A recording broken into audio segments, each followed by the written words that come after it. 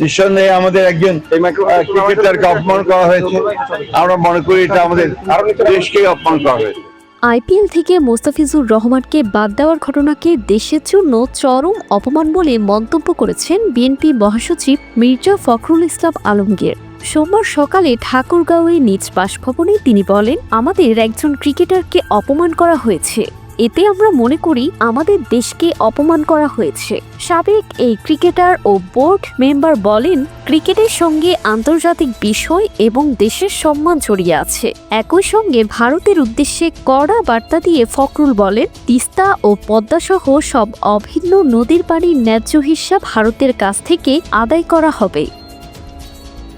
আমরা তিস্তা, পদ্মা এবং অভিন্ন নদী যতগুলো আছে সেগুলো সবগুলোর ব্যাপারেই আমরা ভারতের সঙ্গে আমরা এনগেজ করব এবং তাদের থেকে পানি হিস্সা আদায় করব। এ সময় দেশের আইন শৃঙ্খলা পরিস্থিতি নিয়ে হতাশা প্রকাশ করেন তিনি অভিযোগ করেন, সরকার অবৈধ অস্ত্র উদ্ধারে ব্যর্থ হয়েছে এবং পরিস্থিতির কোনো উন্নতি হয়নি। সরকারের একটা ব্যর্থতাই বলবো যে তারা অস্ত্র উদ্ধার করতে পারেনি এবং এখন পর্যন্ত আইন শৃঙ্খলা পরিস্থিতি সেই রকম একটা উন্নত হয়েছে বলে আমার কাছে মনে হয়। বিএনপিকে দেশের পরীক্ষিত দল উল্লেখ করে তিনি দাবি করেন, দেশের সব বড় অর্জন বিএনপির সময়েই হয়েছে।